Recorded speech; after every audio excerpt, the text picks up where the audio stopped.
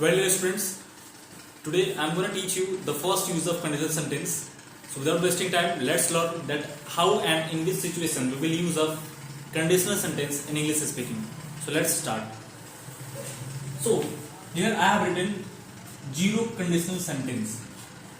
This is the first use of conditional type. Okay. Previous video में मैं आपको बता चुका हूँ कि कंडीशनल सेंटेंस क्या होते हैं और कंडीशनल सेंटेंस के टाइप्स क्या होते हैं, मैं आपके दूसरे वीडियो में बताया हूँ। और इस वीडियो में मैं आपको बताऊंगा कि मैं आपको बताया था कि जो कंडीशनल सेंटेंस उसके जीरो होता है, फर्स्ट होता है, सेकंड होता है, थर्ड होता है। तो आज हम लोग पढ़ेंगे जीरो कंडीशनल सेंटेंस और जानेंगे कि हम लोग इंग्लिश स्पीकिंग में जीरो कंडीशनल सेंटेंस का प्रयोग कैसे करते हैं। तो चलिए सीखते हैं। देखिए इसमें हम किस किस चीजों की बात करते हैं, पहले मैं आपको समझा देता हूँ। पहले हम इसमें किस किस चीजों की बात करते हैं, तो हम लोग हैबिट्स की बात करते हैं, आदतों की बात करते हैं, फैक्ट्स की, सच्चाई की बात करते हैं, ट्रूथ की, ठीक है ना, वास्तविकता की और ट्रूथ की बात हम इसमें क्या करते हैं, ठीक है ना। फैक्ट मतलब जो सच होता है, जैसे मान लीजिए कि मैं आपको कह रहा हूँ कि सूर्य पूरब से उगता है, ये एक फैक्ट है। दूध उजला होता है, ये भी क्या है, एक फैक्ट है, ठीक है। Truth, I am a boy, you are a girl, ये हमारा क्या है, एक ट्रूथ है, ठीक है। और हैबिट की अगर हम बात करें, जैसे अगर हैबिट की हम बात करें तो we get up in the morning and we sleep in the night. हम लोग सुबह में उठते हैं एंड हम लोग शाम को सोते हैं। क्या है, हमारा हैबिट है, हमारी आदत है, जो हम डेली हैबिट में करते हैं, हमारी क्या है, आदतें हैं। तो इन सब चीजों के बारे में हम इसमें क्या करते हैं, बात करते हैं। अब हम जानेंगे कि हम लोग जो हमारा फर्स्ट यानी कि जीरो जो कंडीशनल सेंटेंस है उसको हम स्पीकिंग में कैसे यूज करेंगे, ठीक है। देखिए जो हमारा स्ट्रक्चर होता है, सबसे पहले हम स्ट्रक्चर समझेंगे। इसमें हमारा स्ट्रक्चर होता है if plus present simple plus present simple. देखिए इसमें हमारे दो कार्य एक ही साथ होते हैं, कंडीशनल, उसमें एक शर्त रखे जाते हैं, कारण, किसी काम को होने के कारण वो भी क्या कहलाता है, कंडीशनल कहलाता है। मैं आपको वीडियो में भी बता चुका हूँ, फिर मैं आपको बता दे रहा हूँ, ठीक है।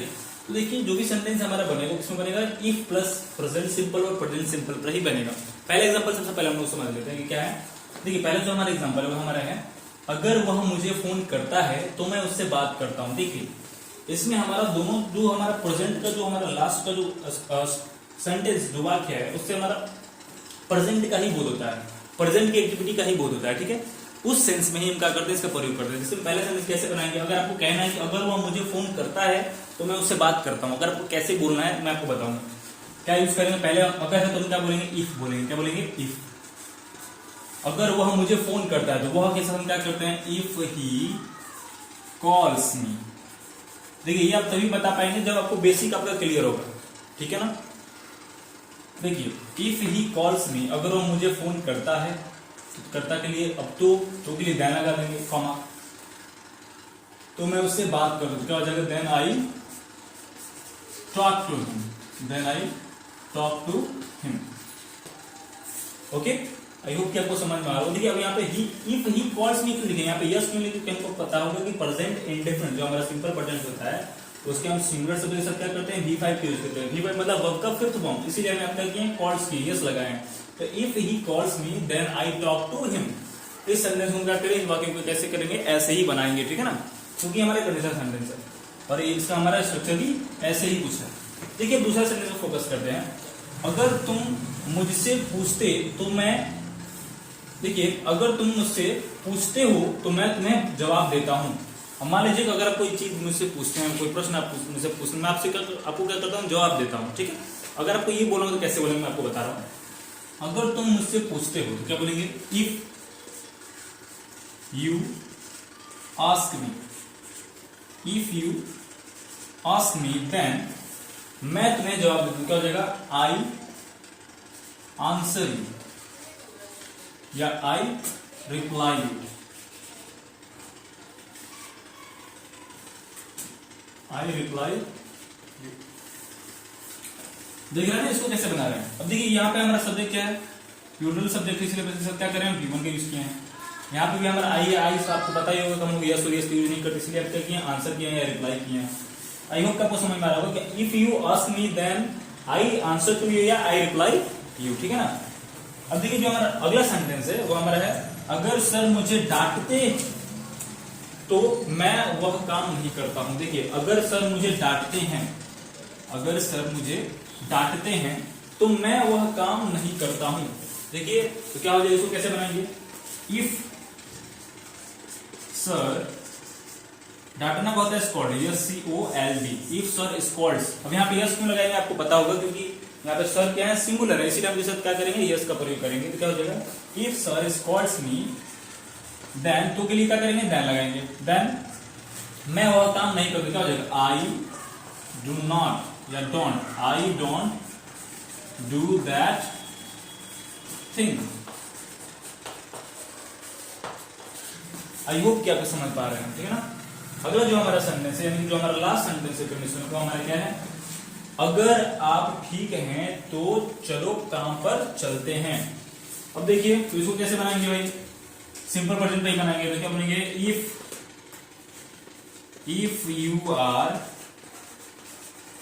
ऑल राइट,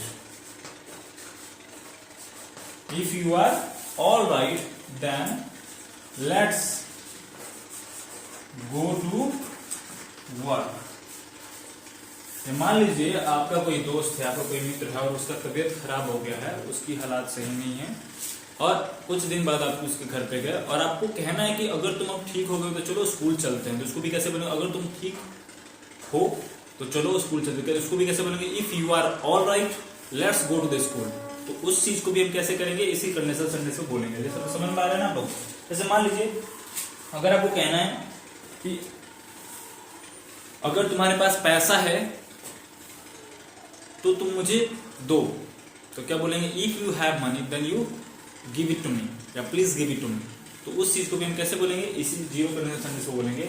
और जब कभी भी ऐसे कुछ वाक्य हैं तो आप क्या करेंगे, उस वाक्य को इसी जीरो कंडीशनल सेंटेंस को और इसी स्ट्रक्चर बनाएंगे। और ये क्या होगा, आपके स्पीकिंग लेवल के लिए बहुत ही इंपॉर्टेंट होगा जब कभी आपको कंडीशनल सेंटेंस ऐसे वाक्य जब बोलने होंगे। So I hope that you will definitely understand this and you will definitely like this video, and if you really like this video please like to the like button and share it to your friends so that they will also be able to understand that what I am teaching in this video and how in which situation we will use our first conditional sentence, I mean zero conditional sentence। I hope कि आपको समझ में आया होगा। अगर आपको समझ में आया तो अपने दोस्तों के पास शेयर करें, अपने रिलेटिव के पास शेयर करें, ताकि उनको भी पता चल सके कि हम लोग कंडीशनल में जीरो सेंटेंस यानी कि जीरो कंडीशनल सेंटेंस का यूज कहां पे कर सकते हैं। Till then watch this video and if you get any doubt in this video just let me know in the comment box. Till then bye bye.